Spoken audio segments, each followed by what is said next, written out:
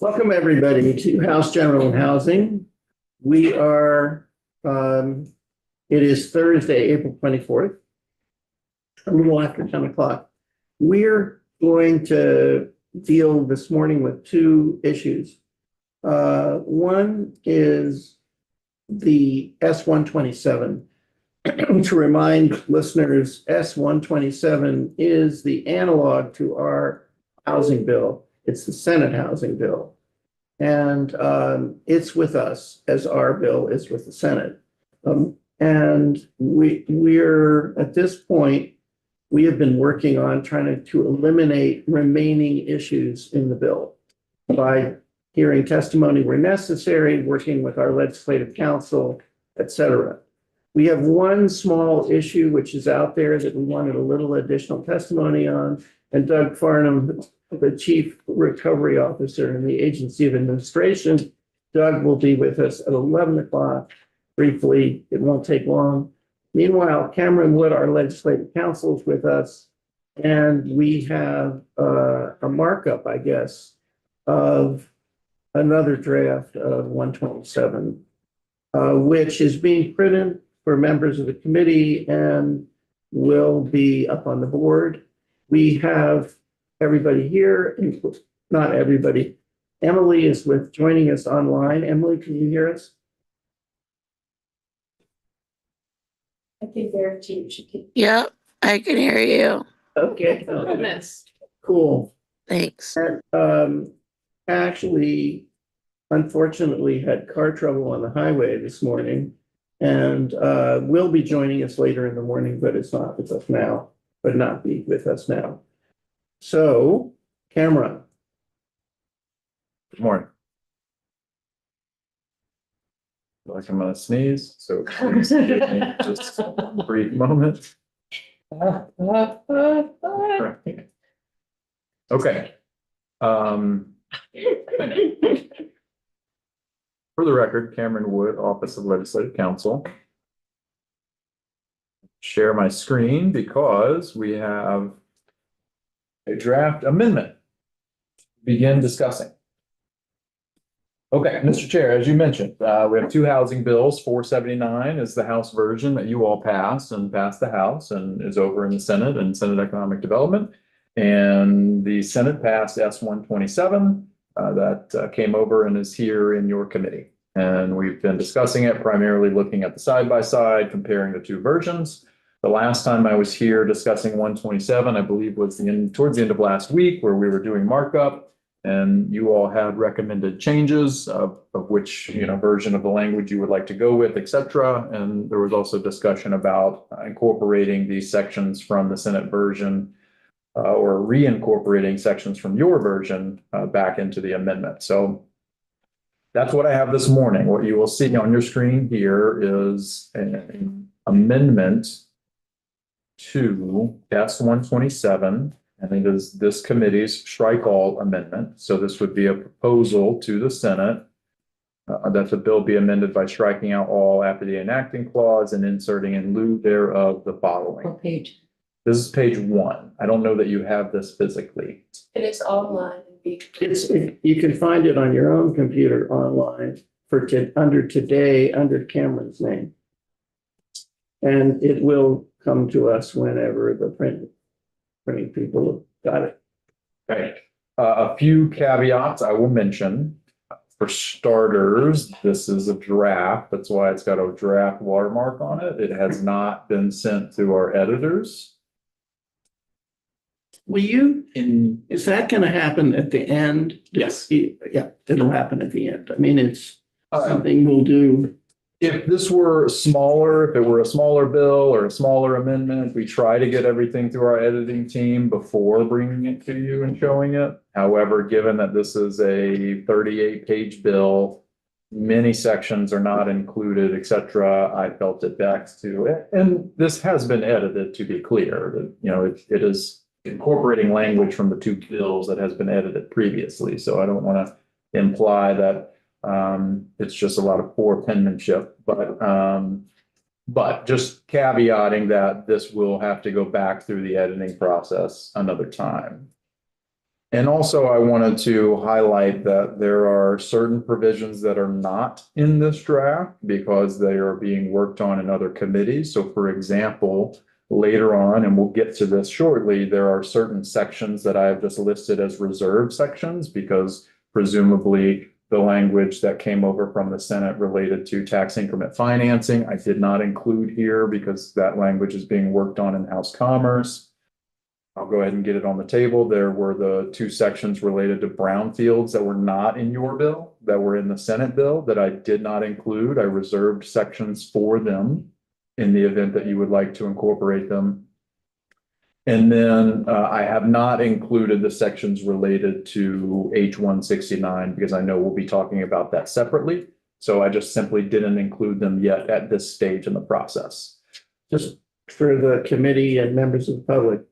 So where we're going on the pieces that were just mentioned by Cameron. The brownfields piece is just a little piece that has to do with development dirt. It is over in environment. My understanding, which I haven't yet completely confirmed, is they're fine with the language. And that they don't need to hear it or even have a formal flyover or whatever we call it. And so what the process would be, we've all heard testimony on this development dirt. We heard it the first time around. We don't need more testimony. We would just instruct Cameron to drop it in. Correct. The second and much more significant issue is the entire range of tax increment financing devices. And there are three potential such devices. One is a TIF district, project-specific TIF district. The second is what's called tax stabilization, which is just a simpler and easier way of injecting the value of property tax into the developer financing. So that the value of that is it's easier than TIF and thus I think more likely to be used in the rural areas of the state, which is important. The third area of financing is ways of making it easier to use special assessment on a development to pay for things and change the vote requirement. We had testimony from Michael Gahn on this issue. We can go over it, but that's the third. The fourth is already in the bill. That's the bond bank. Mhm. All of those are different ways of trying to help pay for infrastructure. So in ways that do not increase the price of the housing, which of course is our goal. That, my understanding, and Magali, help me out here, is that we may see that information as that material or some of it as early as Friday or Tuesday, which is House Commerce is reviewing the language today, so as soon as they decide on it, which I don't want to speak to it, but I assume would be maybe not tomorrow. We would probably. So what we're going to do is schedule time on Tuesday. And if that works, we're going to have the chair and vice chair, I think, of that committee or one of them or someone from the committee will come in and present it to us along with Cameron, who is, or is it John? It's John. Yes. John Gray, who's been working from Ledge Council on that issue. As a reminder, we did hear testimony on this ages ago. Ages ago, do you remember we had joint hearings with them? So it's not as if we're unfamiliar with it, but this will be a reprise of it. What I'm hoping we can do, hoping against hope, is that we can get this entire Senate bill out next week. Because it has a trip after that. In the simple life of the legislature, it means that it will go to Ways and Means. And then it will go to the floor. And then if it's voted out, it will go to the Senate. So we need, and then if we last minute ironing out of differences and then hopefully to the governor. And all of that has to happen before we adjourn. And I'm hoping that we can do that. I hate to lose the work that we've done. Of course, we wouldn't lose it because we're in a 2-year session, but so we're going to do everything we can to make that happen. Cameron, I'm Yes. sorry I had interrupted you. No, that's okay. I think it's good table setting because it helps really reflect that this bill at this point is a puzzle. And so there are certain pieces that are missing that will What be. we are doing now and what Cameron is going to lead us through is what he has done is taken all the little changes, and some of them not so little, that we went over. When we went over the side by side with him last week and said, yeah, yes to this, no to this, yes to this, no to this. Yes. Now we're This gonna is full the bill. draft. That's because our goal is to iron out all these little things this week so that we can then deal with the biggies next week. Great. Mhm. Okay.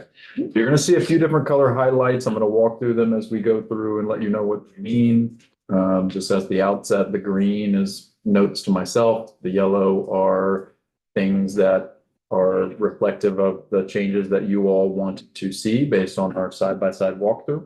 And then there's a few pieces in the infrastructure sustainability section that are blue. And those are recommended changes from Michael Gahn. And there's one piece that is still yet to be added that I will get to when we get there. But to start with, section 1, VHIP. I highlighted this green because I think this needs to be changed and I just didn't have time to really fully review it. But this is actually current language. It says the department may cooperate with and subgrant funds to state agencies and government subdivisions and public and private organizations to carry out the purposes of this subsection A. And I think that actually needs to be the purposes of this section. So that's just more of something I need to look into. And I'm just, again, I highlighted it for myself so I don't remember, so I don't forget, excuse me. In the sub B, this is highlighted yellow because if you recall, there was, as we did the side by side, your version had what's highlighted yellow there. The Senate version did not, and you all wanted to keep your language. So it's just being explicit that, with regards to the actions undertaken pursuant to the subdivision, entities carrying out the provisions of this section are exempt from the licensed lender law. So I'm just highlighting that we're keeping your language there. I'm on page 2 of this version that's online. And so just walking through, all the language remains the same. I'm highlighting the 5-year forgivable loans because the Senate version had that struck. And you all wanted to keep the House language, which would keep the option to do the 5-year loans. And so I'm just highlighting that for you so you all see it, that it is remaining.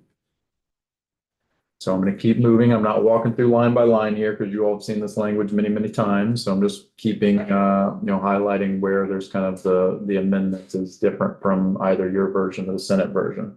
So here on page 3, these are the populations of individuals that a landlord must lease to if the landlord is using a grant or a 5-year loan. And if you all recall, the Senate had this or similar language.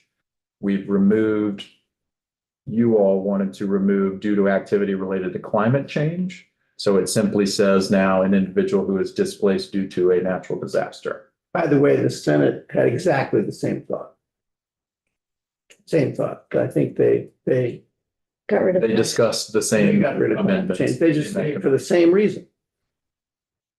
So moving on. Can I just clarify something there real quick? So a landlord shall coordinate with a nonprofit housing partner and homeless service. That's kind of what's gonna somewhat ensure that when we have these other examples of who they need to rent to, that it's most likely gonna be a Vermonter. Like somebody displaced in Nebraska from a natural disaster is not gonna be working with those coordinated entry services most likely. Unless the individual has subsequently moved here. I mean, if they've moved here, then I don't see you moving from Nebraska to Vermont to be homeless and needing those services. It's Right, possible. that tends but I'm- not to happen. I'm saying Yeah. that underlying portion would kind of So help to ensure that it's more of a Vermont The landlord shall coordinate with those, and let me get to the language, just so Yeah. everybody knows what we're talking about. This is in the sub one. So a landlord is required to coordinate with these entities on trying to identify individuals. And so presumably those entities, have identified people that are probably more local that, Okay. would fit these populations. But I just do want to be clear, I don't, assuming they couldn't find anyone in working with these organizations, and somebody comes along and, they have I don't see that's a been problem. displaced due to some, And folks in Nebraska are fine people. I just want to just throw it out there. So, if you have any residual doubt that we could fix this, but No. I think it's fine. I just wanted to ensure that Okay. that first part kind Right, yeah. of is what's gonna ensure that Yeah. it is probably gonna be more. also, we're gonna have, So- yeah. I am from the southern tip of Alabama. And if a hurricane came through and destroyed my house and I decided to move to Vermont because my aunt lived here, which is actually how I got to Vermont absent the hurricane. The hurricane didn't happen. My aunt lived here and I moved here and I was displaced due to that. And I was somehow aware of this program, then conceivably I could be an individual falling under that. Absolutely. The wait lists on those And programs. I think we're stretching at that point. So I think I'm good with. Okay, bring us back here, the remainder of the VHIP language, I don't think we've made any other adjustments until we get to page 5. Which this under the line 3 and 4, it will end up becoming subsection 2, but if you all recall, there was language that had always existed that stated landlord shall accept By the mistake, housing yeah. vouchers struck by mistake, yes, sir, so we've unstruck that, that's there. And That was then, We also had a question, No vouchers. which was answered yes, about HUD, fair market rent does. include fair market utilities. rent. Tom, I think it was your question, Yes. remember, and Whether or not. it was answered. Yes, sir. Okay. And so then here on page 5, I've highlighted all of this because this was in your H 479 and you are bringing it back and proposing it to be added to 127 going back to the Senate. But the language hasn't changed, but I've highlighted it here so you're aware, the minimum set aside and then subsequently the annual report. Annual report. By the way, I sat down with Allison Clarkson and asked her whether this is a problem. No, it is not a problem for them. I would still I'm not a fan of the process of that myself. The process, the process. Annual? I In think it, or the process by which. it the happens? process by what we're setting aside 30%, it Yeah. kind of seems to be the norm of what's going on. And now we're going to be getting an annual report to see if that remains the norm, at which point we could then maybe do something. But at this point, if we're putting aside that 30% and they get 25%, well, then we've taken that 5% and basically just delayed it a year. And they can get that money out the door. Will Mr. Chair comment, because it happened in committee, the Senate was discussing shortening the time frame from a year. So right now, to Representative Parsons' point, right now, the language is there's the annual set aside. If it's not used within the year, then it becomes available for the 10-year loan. And the Senate is thinking of Wanted making to it short it to, I believe, 9 months. Okay. So, Actually, I have to say I'm not opposed to that. And the reason is, and this goes a little bit to what Joe's saying. You remember the way this works is the money is appropriated and they start working with the coordinated entry people trying to get it put together. And my memory of the testimony we got, I don't know if anyone else should correct me if I'm wrong. My memory of the testimony is that's a pretty quick process. In other words, they get that money out of the door pretty quickly. And from the moment that the people are identified, they don't wait till the time when the landlord has finished the units. While they're being rehabbed, as soon as the award is made, they're looking for people. And that I think is really pretty quick. And what Joe is alluding to, and at least my understanding of it is, what if the 30%, they don't make the 30%, which is quite possible? And what if it's 25%? Well, the rest of the money can be used for a VHIP. But there's a delay. And so shortening the time, I think is a good idea. The Senate Economic Development Committee heard testimony to that effect, in that if it's a fiscal year basis, then money becomes available in July. And then 9 months would be April, which is getting close to the time in which, building will begin to ramp up. And so at that point, if it hasn't been set aside because of the wait list, because of people asking for it, okay, then let's make it available so building can begin during the season in which it. So actually, that's a good example of stuff happening, because I assume what's happening is that what is it? VCP. That's what you're trying to say. Housing agency. Community development? Alex's shop. They're realizing, they're just spending more time thinking about it. And so, good. Just to point out that if you're rehabbing an apartment, that's the thing that contractors want to do in the winter. So it's not necessarily, by the time May comes around, they're going to be framing and building outdoors. Yeah, right. Those comments did not come from me. No, okay, I just happened to glance. Nothing like having I said somebody it to you in the committee, so I get it. I said it. doing complicating things with reality. I always need a doctor on this committee. Complications of the story, my way. Okay, Unless the leaky roof is the problem, which I'm going to do.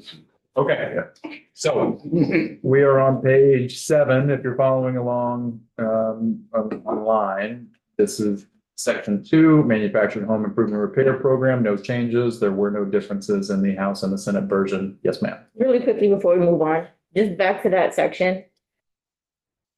As that gets teased out in those conversations, would we want to hear any of that? Because I'm just curious for process wise. Would we want to not edit this version to reflect that if we're in agreement so that it's less of another amendment since it's currently being amended? So would that be something that we can hear and do or? okay, I think I can answer your question. You know what I'm talking about? Yeah, I know exactly what you're talking about. I I don't. think I can answer it, but I'm not sure I can answer it. I think what's gonna happen is that the Senate, I think we're all gonna agree that this bill, the Senate bill that's sitting here, that one, Mhm, is the vehicle. mhm. Okay, so the question is, when the Senate makes changes in our bill, Mhm, how do we get them into this one? mhm, There's two ways mhm. to do that. One is simple, the other is not. The simple way, I think, is I will look at I'll meet with Allison, look at what she's doing and bring anything that's different here. We'll talk about it, and if the committee's okay with it, we'll just dump it into the bill. That's the simple way. But if it's something where there's a real difference, then there's their bill and our bill, and we'll request a Okay. conference, and we'll have a conference. Okay. And in a conference, you get 3 people from the House and 3 from the Senate. Sorry. Nope, do not apologize to me. Apologies necessary. Section 2, manufactured home improvement repair program, no changes there. So moving us along to section 3, Vermont Infrastructure Sustainability Fund. First, this is page 10. So we're moving into the program parameters. Okay, so quick notes. You all recall that Michael Gahn was here last week talking to you all about a few of the changes. One of the primary changes was giving them the ability to interfund transfer, etc. He commented that he would send you all language. I got that language on Tuesday and I was reviewing it yesterday. There were a few minor tweaks that he was also recommending that I've included here for you all to consider. So I'm not proposing this. This is from Michael Gahn in the blue. Has it been reviewed by Maria Royale? This is Oh, just, this is not her area. yes, sir. Yeah.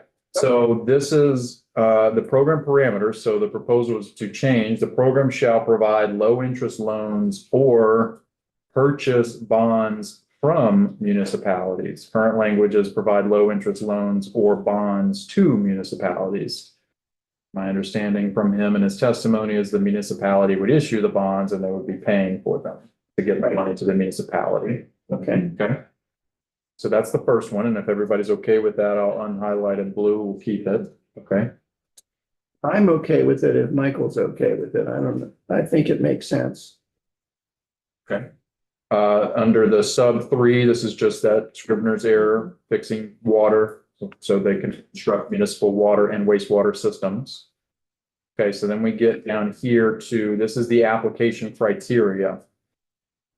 And if you all recall, the conversation was about splitting up number 2, which included whether the project was an expansion of an existing system and the proximity to the designated area. So we've split that into 2 separate criteria here, which is why I highlighted 3. And then the other discussion was about the ranking of the community on the Vermont Department of Finance and Management and Vermont Community Index. I haven't changed that yet, knowing that you were hearing testimony this morning. We're going to hear from Doug Farnham, who actually is the creator of the algorithm that was used to create that ranking. And the question the committee had was, is this used anymore?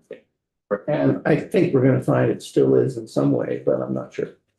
So I've simply highlighted a yellow because you all are continuing to take testimony on that topic. Then getting down here to award terms. This is on page 12. This was in blue, another recommendation from Michael Gaughan, which I've reviewed and I'm comfortable with. It is that the award, it shall establish award terms that may include any additional covenants. The changes, instead of saying encumbering the improved properties, any additional covenants required to further secure the loan or bond.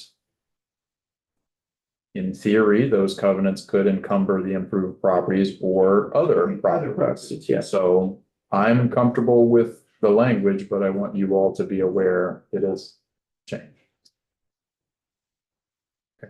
And then I'm simply highlighting 2. So H, revolving fund, current language.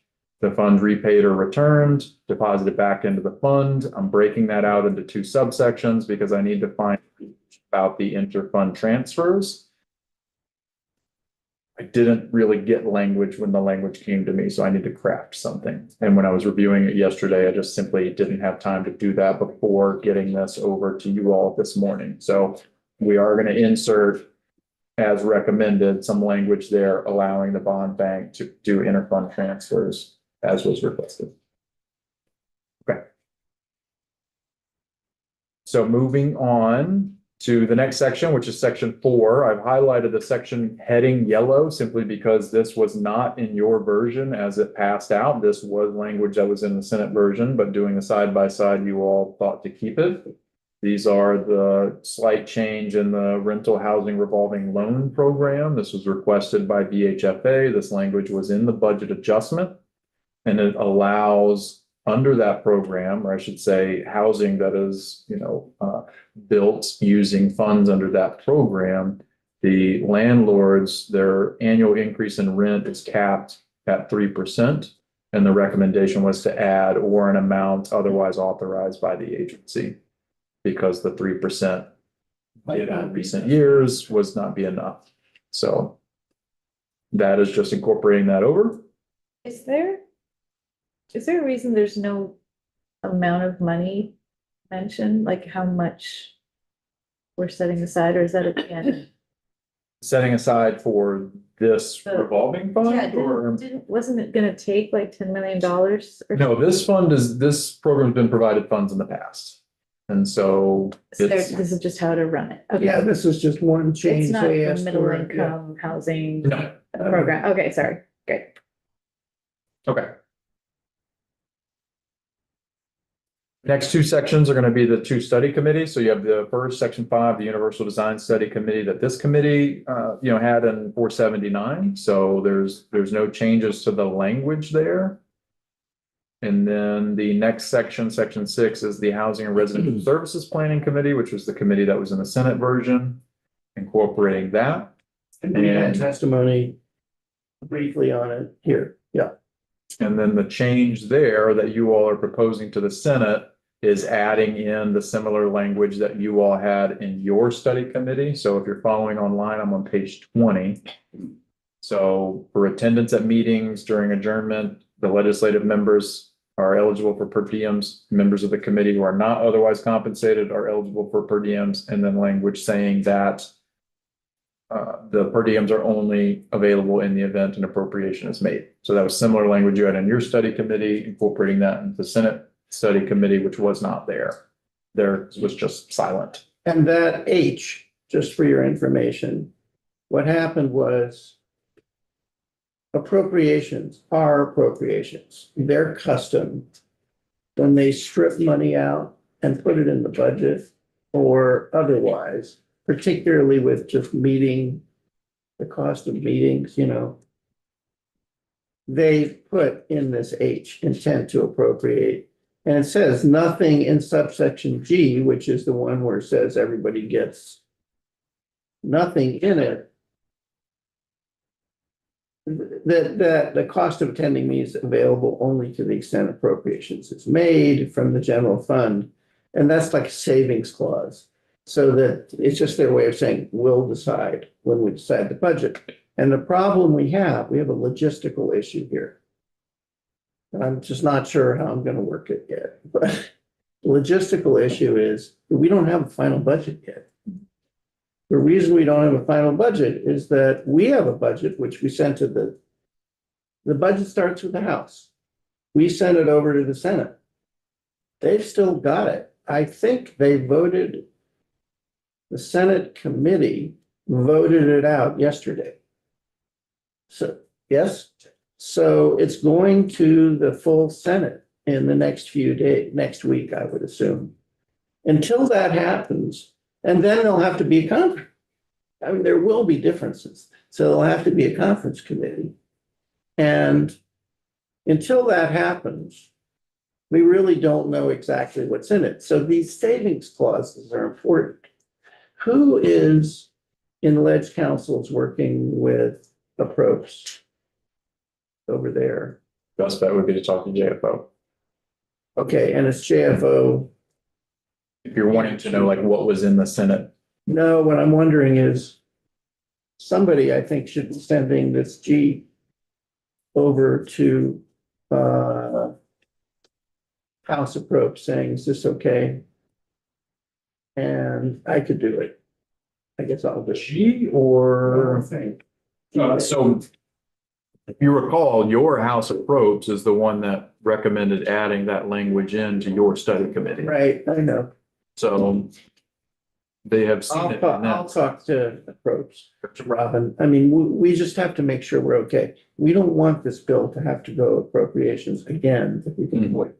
Okay, Okay, I just have a question. yeah, sorry. Can you please explain to me, members of the committee who are not otherwise compensated? so if there are members of the committee who maybe from the administration, for example, Okay, where you have commissioners on there or designees. So it's their job. Individuals that It's their go- job, they're Yeah, paid if for it. they're going to a meeting for that study committee, they're already going to be compensated for that Right. time. So it's for other individuals who are not being paid to go to the meeting. okay, So, it's discussed a lot about having people with lived experiences on these committees. And so Okay. you're getting that real world, understanding of what's happening on the ground. Those individuals may not be paid. Their private employer may not pay them for the time to go to a committee that's not related to their job. okay. And so wanting to make sure those people are compensated for that. I apologize, Mr. Chair, why I did not highlight one other thing under this section, so everybody forgive me. This is on page 19. This is in the committee that came out of the Senate. So this is the Housing and Residential Services Planning Committee, which if you all recall, they're developing a state plan to provide housing for individuals with developmental disabilities. Oh, yeah. It had the assistance of our office. We've changed that to assistance of the Department of Housing and Community Development. And I also added at your recommendation that the sub two here, so it's upon request of the committee, the Department of Aging and Independent Living shall provide an analysis of the current state of housing in Vermont for individuals with developmental disabilities. And to the extent available, an analysis of the level of community support needed for these individuals. This was requested of us by various parties, and we just, you know, I mean, it's just making express what should happen, and probably would, but it's express. Where is that? What number is that? It's on page 19, it's D2. Line 10.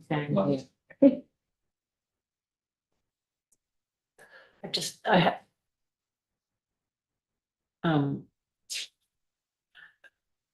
The I purpose, know, I'm just looking at this quickly, I.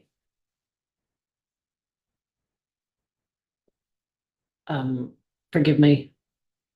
I would like to make sure that in both of the study committees, particularly this one, that, there is and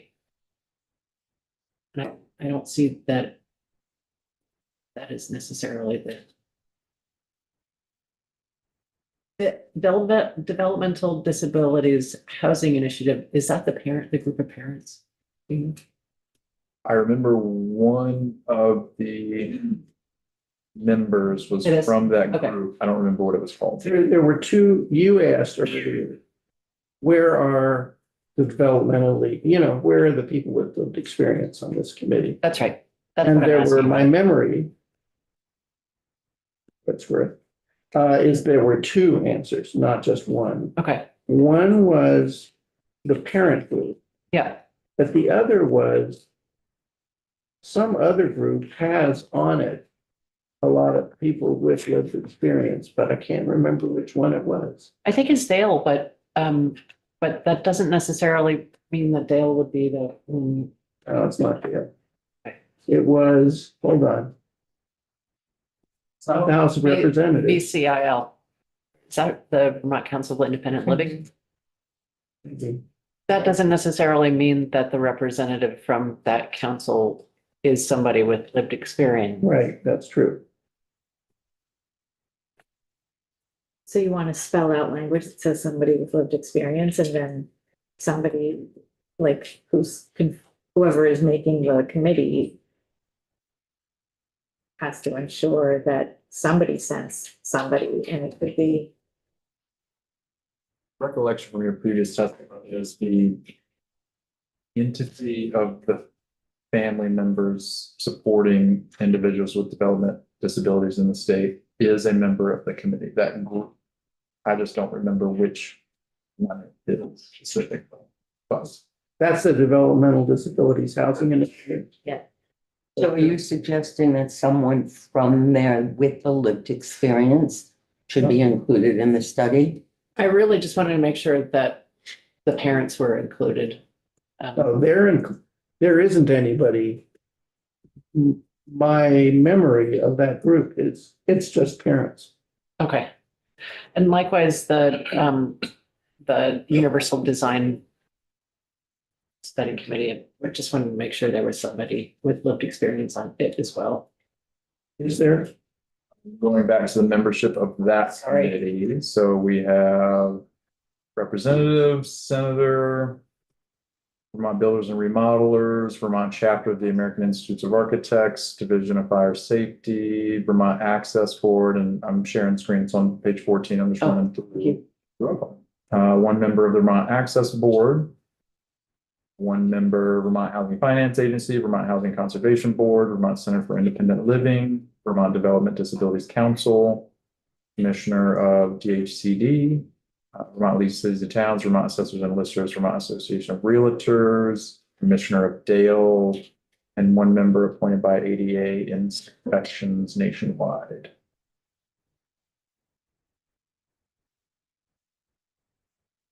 Is there any way to put something,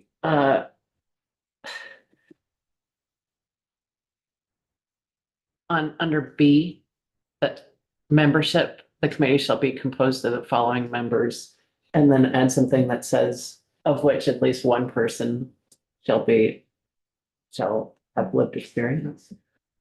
I think it would be difficult to phrase it that way, only because they're appointed by so many different people. Okay. So there would be no one to dictate Yeah. which one would have the lived experience. I do, what kind of came into my head as you were talking was, I think we could add something that says, it is your intent that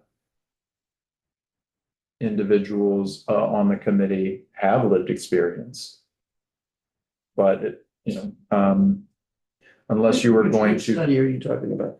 The universal design study. Unless you were going to direct 13, 14. each of these entities to ensure that the designee has lived experience. Oh, And you could pick one and say that, you could say, Center for Independent Living. the a member appointed by the Vermont Center for Independent Living who shall have lived experience. And then you could say it that. What I was getting at is you would want to say it individually to the member, not as the committee as a whole. Right, how's that sound? That sounds fun. How's the committee feel about that? That makes perfect sense. Okay, go for it. Okay, give me one. Yeah, sure. Because that ensures at least one person, and then if others decide. Yeah. Then you're guaranteed, but at least one guaranteed voice. I think it's really important. This is for Vermont Center for Independent Living.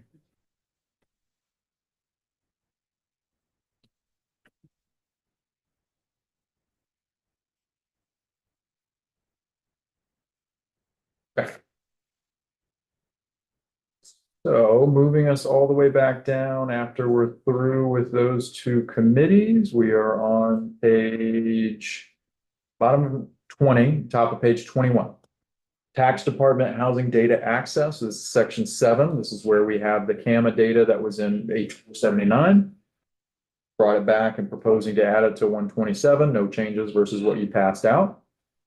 I've done a little bit of reorganization in that I took the changes for the landlord certificate and put it up here, right under the section related to CAMA, because they really go together. So this is page 21, top of page 22. We have the two sections related to the landlord certificate. This will be new sections 8 and 9, repealing what was done last year and inserting the language that you all proposed in 479. And that gets us to the bottom of page 23, section 10. You have the land bank report. This is what you all pass in 479. So you're proposing to the Senate to add that back in. I haven't made any changes as to what you all passed. Then we get to the housing appeals. This is on page 24. I'll let you all get there quickly before I mention. The next few sections are the appeals section. So what I did was I simply took the appeals language that passed this committee or came out of this committee and was passed by the House, and I've incorporated it here. So I haven't made any changes to what you all passed in 479. There is discussion in the committee, and I'm not sure where it stands. I'll find out tomorrow morning. To make slight alterations to this. I'm under the impression that they are not significant alterations. Okay, so all of this, the next few sections are all just what was in 479. So I'm gonna just kind of move us along. And get us to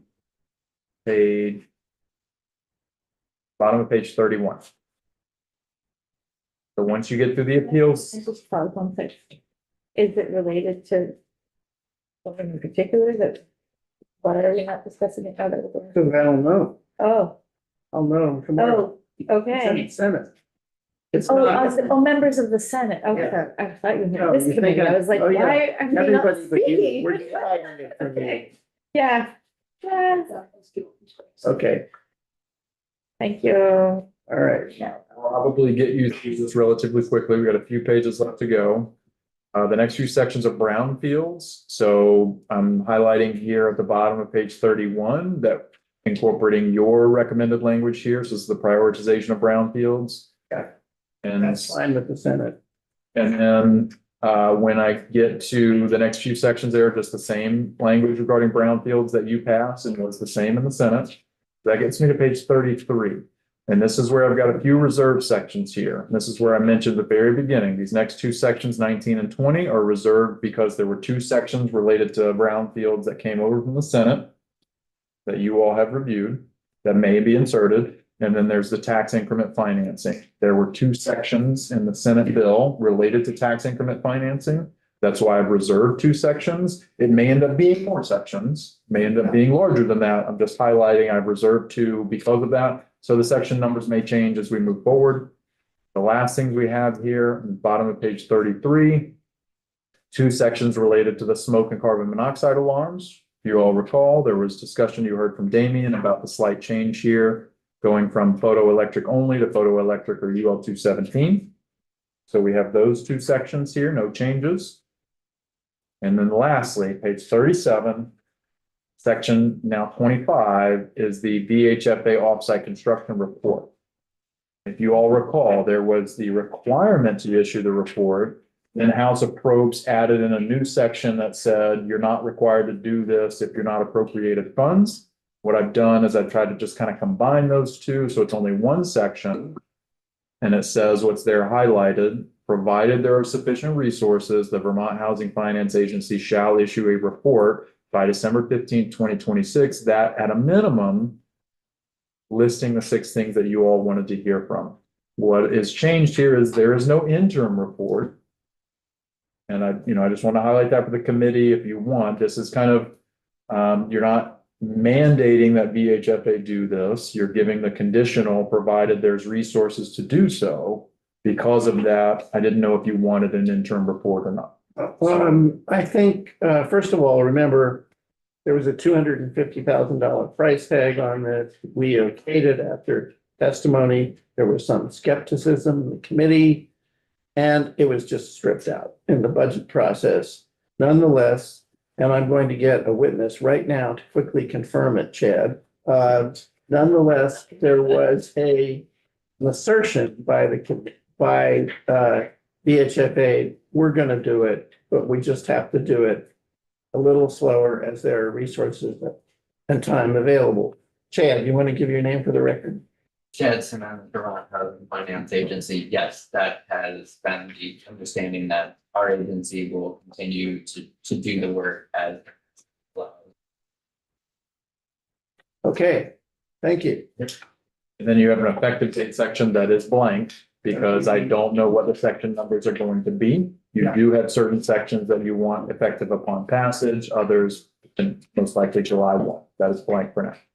All right. Thank you for that. Now, we do have Doug Farnham online, and let's go back to the page where we're talking about, it was part of the bond fund, the infrastructure fund. What page is that? We are on page 11. 11. This is the application criteria. This is where the bank will be looking at this criteria and evaluating projects. Okay, so hold that screen. I mean, let's let Doug is online. Okay. Doug Farnham, can you hear us? Yes, Mr. Chair. I apologize for having my camera off. I'm a touch out of sorts today. Beg your indulgence. Well, you're not alone. Let me just make it easy for you here. We just have one question. In the bond, the section of our bill that deals with infrastructure financing by the bond bank through a revolving loan fund, which has had somewhere between $7 and $9 million appropriated in it, depending on the Senate or the House, and we don't have final on it. There's a bunch of criteria that are taken into account in trying to decide where to use the money, which projects to do. One of the criteria says the ranking of the community on the Vermont Department of Financing Management Vermont Community Index. And the committee had a very simple question. Does this still exist, and are you still using it? Or was it really only just for the federal money? Yes, Mr. Chair. For the record, Douglas Farnham, Chief Recovery Officer for the state. this index does still exist. It has not been updated with the most recent data, but if it was used for this purpose, we have a process to perform an annual update on it. I would say that the Agency of Administration's website is on the Department of Finance and Management's website. So the Department of Finance and Management doesn't maintain the index, it's maintained by the agency. So a small technical change there to reference the Agency of Administration, or just leave the agency or department out of it and just reference the index itself. Right. But I would say, so the answer is yes, Mr. Chair, we would still be able to maintain it. We would still be able to use it. It has only really been applied to the Municipal Technical Assistance Program at this point, and as a secondary weighting factor for some of the other federal programs, but never outside of MTAP, it has not functioned as a primary driver for a program. Is a question. If we didn't have it in here and it wasn't being used for something else, would it be automatically updated, or it just would sit there until it was needed? So, Mr. Chair, we have requested $3 million of additional funding for the Municipal Technical Assistance Program. If we do receive that funding, and I believe in the Senate, right, the House passed budget did not have that funding in, the Senate has about $1 million. If we do continue the MTAP program, Municipal Technical Assistance Program, we do plan to update the index. It's not a significant investment of time to update the index. Designing it and creating it was most of the time. So if MTAP doesn't go forward and no programs are using it, we probably wouldn't update it. But if that budget request is successful, we do plan to update the index. Other questions by the members of the committee on this? Yeah. Shoot. I guess I just wonder if, I don't know if you looked at what this is tied to. I mean, it's only one of a handful criteria to, kind of look at when making a decision. I know it was created for a different reason, but is this something that you feel the index would be helpful towards? Yes, absolutely. I did review the application criteria section where this is, it's listed as using the following, and it doesn't say in priority order, but I do think being down at 4 or 5 on the list, and I see you have a 6 in the newer version of the draft, or it's at 6, which is actually good. I think the Vermont Community Index was designed to be a weight and not the primary driver of these decisions. So I do think it makes sense in this context to include it. I think it can add value to this process. It was designed to evaluate the relationship between capacity and need in a particular community. And this, so this usage does seem highly appropriate for the index to be part of the weighting, maybe not driving it, but helping to weight things a little bit. Thank you. Thank you. Any other questions of Doug? You have a question, Cameron. What is it? So it's a bit unorthodox, but Mr. Farnham, Cameron Wood, Legislative Council. I just have my question for the committee. I wasn't sure. I believe the program itself was a recommendation from the administration. The ranking of the community on the index, is the intention or is the use of the community index in the past such that the higher the municipality is ranked on the index, the priority of service it gets? And is that the intention here? And what I mean by that is, my understanding is the higher you're up on the community index, maybe the less capacity the municipality has, thus there may be priority for the technical assistance. But in this case, in this instance, it's not clear, and presumably the bond bank would then determine if you're higher on the index, maybe you're lower priority because you don't have that level of infrastructure, thinking kind of technical municipal infrastructure. Whereas if you're lower on the index, the more capacity the municipality may have to administer a loan under the circumstance. So I guess that my question is more, should this specify, it just says the ranking, and that could be the higher the ranking, the higher the priority, or the lower ranking, the higher the priority, and does it need to specify that? Cameron, that's an excellent question, and I do think it would be beneficial to specify it. My understanding of the intent of including this is that the higher ranked a community is on the index, the lower their capacity is related to their need, the more likelihood they aren't going to be able to fill out a large and persuasive application packet as easily as a more capable or more resourced community. So I think the intention here is if they're a high ranked community on the index, then that would help them in the application weighting so that they could it could reduce some of the competitive edge enjoyed by communities with more resources. Thank you. Okay, any other questions of Douglas? Thank you so much, Doug. Oh, wait, we do. Okay. No, I thought you had. Me? You went. Any other questions? Thank you so much. Thank you, for having me, Mr. Chair. Oh, wait, you still there? Oh, yes, I am. Yeah. That's We're messing with good. us. Okay, we're Yeah, good. no. I appreciate it. Thank you. Okay. All right. I do think we have to make a decision here as to what we're going to do with this. We also have to consider Proposition 3.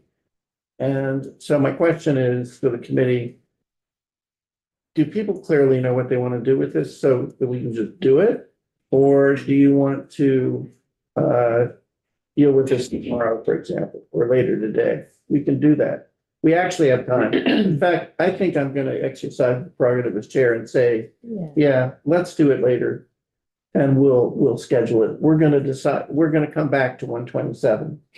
Can, before you put a pin in that real Yeah. quick, I just want, because it was just today's conversation, I don't want to confuse. I just want to revisit the interim report for the offsite construction. I know we just said that that was taken out, and I didn't know if there was possibility to have that in. And I just say that because if we move the date for the report to be December 2026, I feel like we won't, like this body, we don't know who's gonna be here. And for me, it would just be nice to be able to have a report back sooner, like when we're doing our work next session. I thought that was a conversation we had when we originally did it.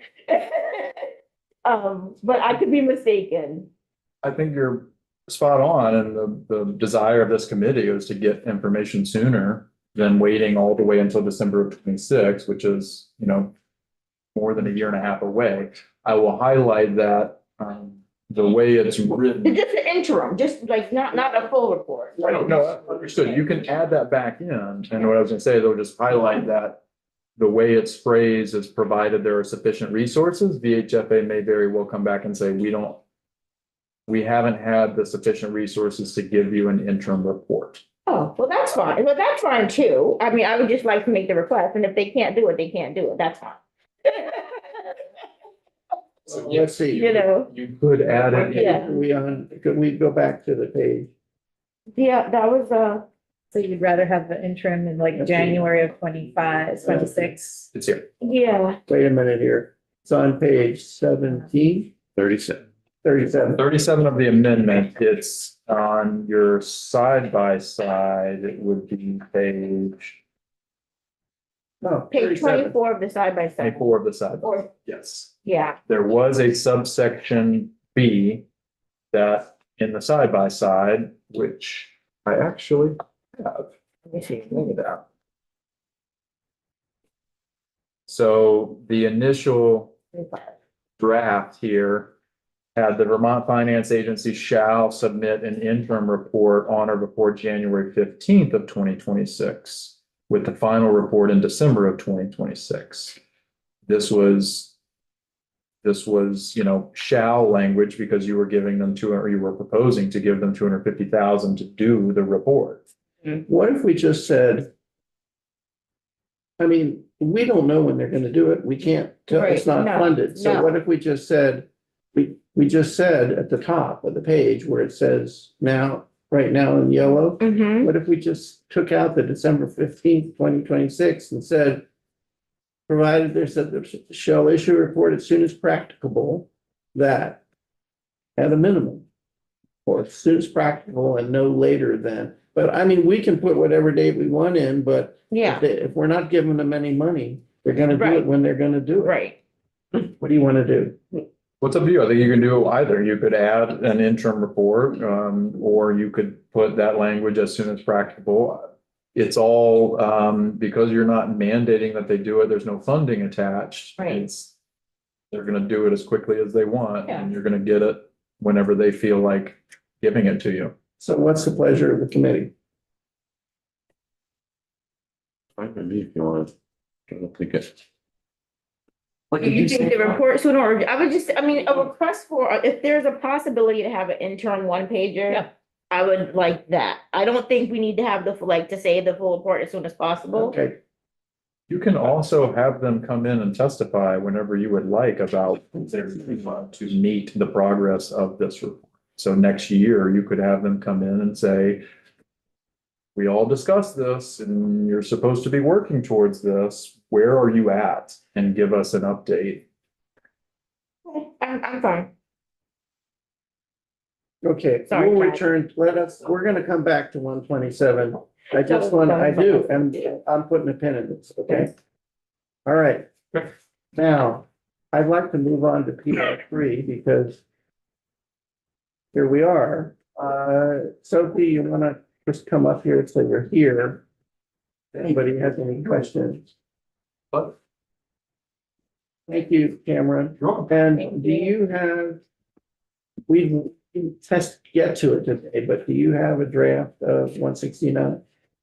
yes, I have some language to end topics for discussion at 1 o'clock Okay, or when you get off the floor. yeah, when we get off. Yeah, okay, all right. Get off the floor. That will be, I don't think that will be too long. Yes. I will be waiting Okay. in the wings. Yeah, thank you for your impromptu testimony. Works anytime.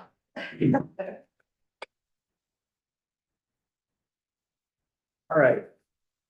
So just to review where we are.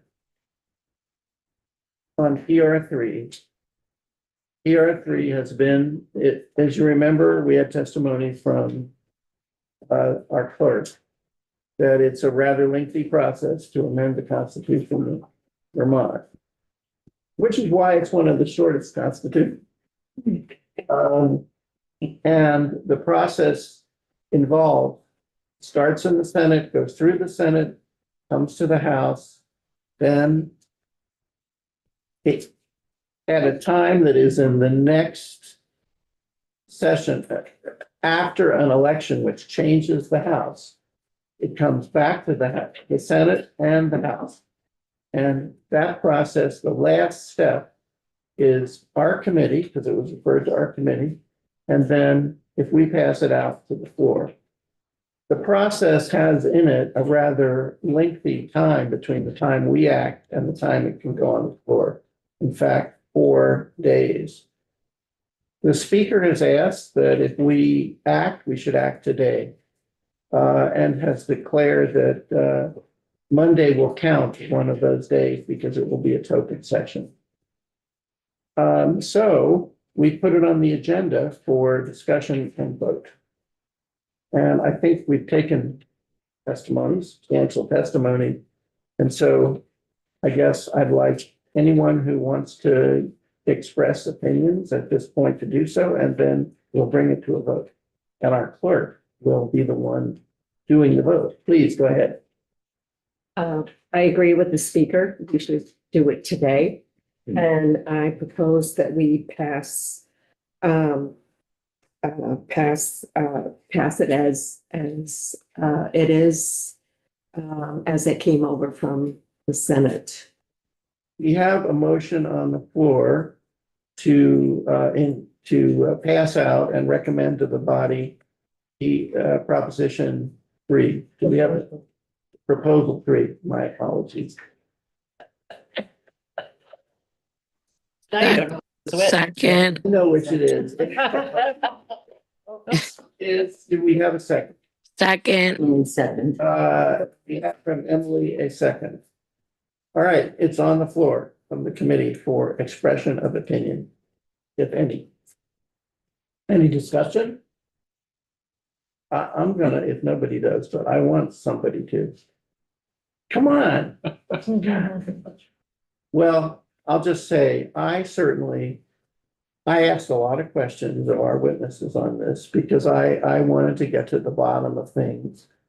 I think that my view after listening to everybody and listening to the testimony is that actually I think, had pretty much agreement from all of the witnesses in terms of what this would do. I think one of the major purposes is to preserve the status quo in Vermont, which is very in favor of allowing people to form bargaining units.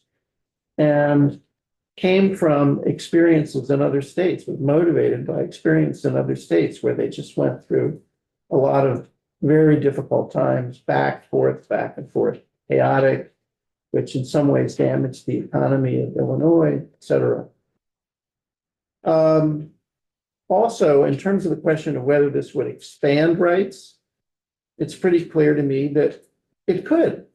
It's possible that a group of people who are not allowed to organize now because of the statute, some statute that we have, they could, but what they would have, the process would be, they would come to the legislature and ask that we change the law, citing this.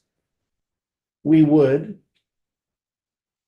I think we would have to. We would change the law, and then they would go through this process of forming a bargaining unit, which would involve, as far as I understand it, you've all heard it, it would involve getting signatures, going to the Labor Relations Board, to the VLRB.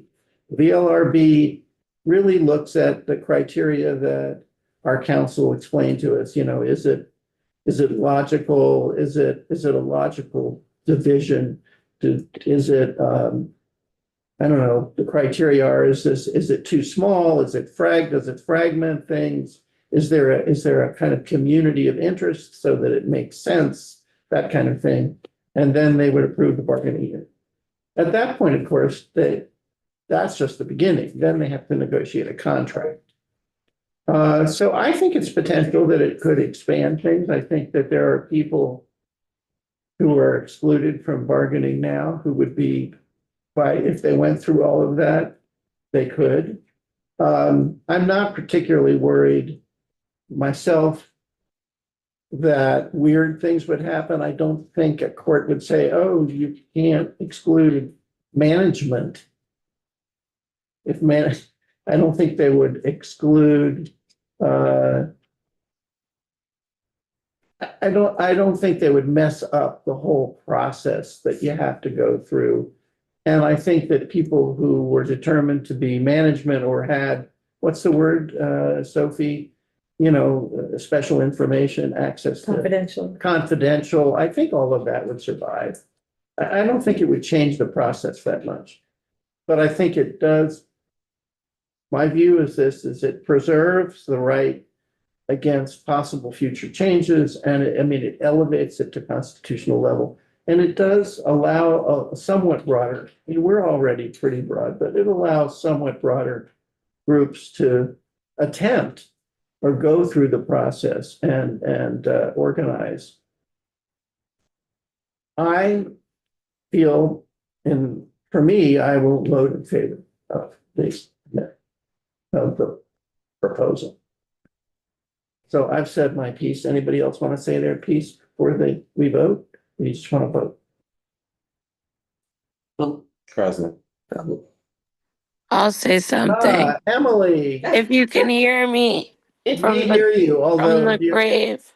you sound, Emily, you sound somewhat heroic to be here. You sound. I know. Well, this is a historic moment for some people and something that I've been looking forward to for many years. And so I would like to say something. Shoot, say it. So, as I think we've heard testimony, this would strengthen union membership across all sectors and extending union benefits to more working families.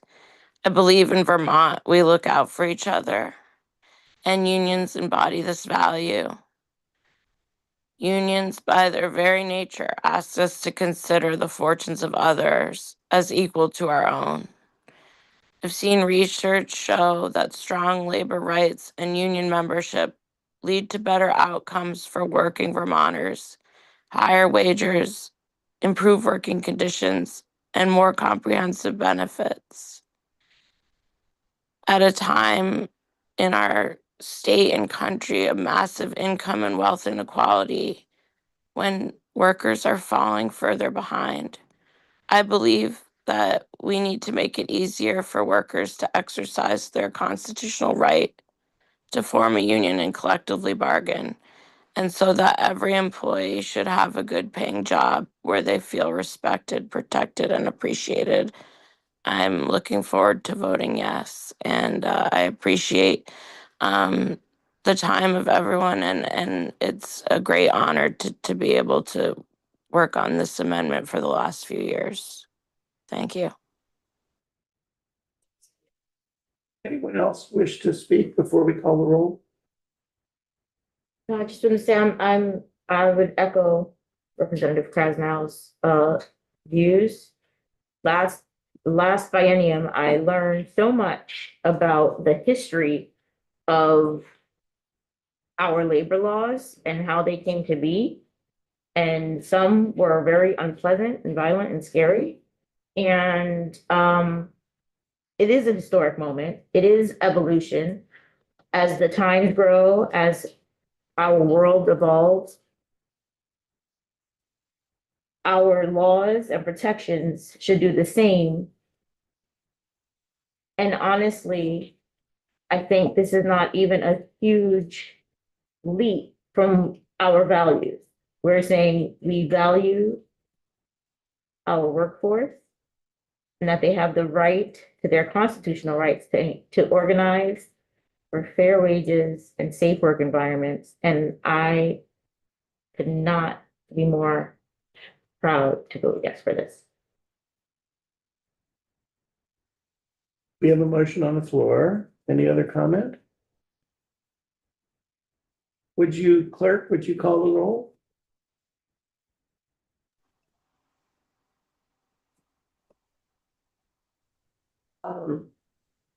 Representative Bartley, Yes.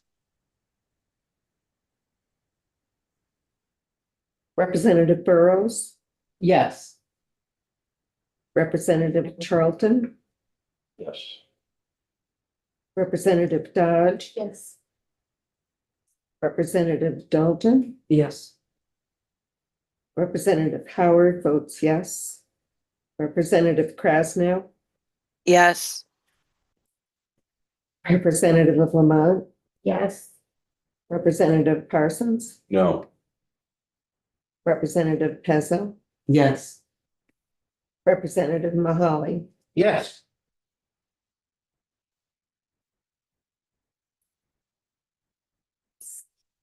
Ten, one, zero. Emily, would you feel that you can be the reporter of this bill? I wouldn't miss it. I'll tell you what I'd like to do. Emily, are you able to send the email to Nigel now indicating that you are the reporter and the vote? Yep. So, I can do that right now. Yep. And CC Magali and me, okay? Just Will so we're- do. Okay, No, I'm just gonna say, and I mean, and ultimately, this is, it goes to the floor and then it goes back to the people. Vermonters have the final say if whether or not, this will go through. This is just When one will this go on the floor? what? When will this go on the floor? Next Thursday. next week. Yep. May Day. Now, Emily, so you send the email, please. If you feel for health reasons, for any reason, you cannot do this, would you please, Yeah. contact me and, Magali, and I would ask, for a volunteer to be the number two, in case that occurs. Is, Mark, I'm happy to be backup if nobody else wants to. all right, great. That's Okay. great. All right, thank you. Ashley, do you still have a car? No, No. it's been a rough morning. Okay, well, congratulations, everyone. I respect every vote, regardless of which way it went. And I thank the committee for their work on this and all the testimony that we heard. And Sophie, thank you so much for your work as well. So let me just look at our schedule for a minute here. What happened? Here we are. What? Just a minute. Okay. What? So we're gonna do 169 in the afternoon, and we'll come back to 127 and just continue the discussion on 127 with a few items to do, and this will be right after the floor. I don't think the floor will be that long. Thank you, everybody. And thank you, Sophie. I think, is there any comment? Yes. No. No. Any comment by members? We are then adjourned until shortly after the floor, probably around 1:30, somewhere down there.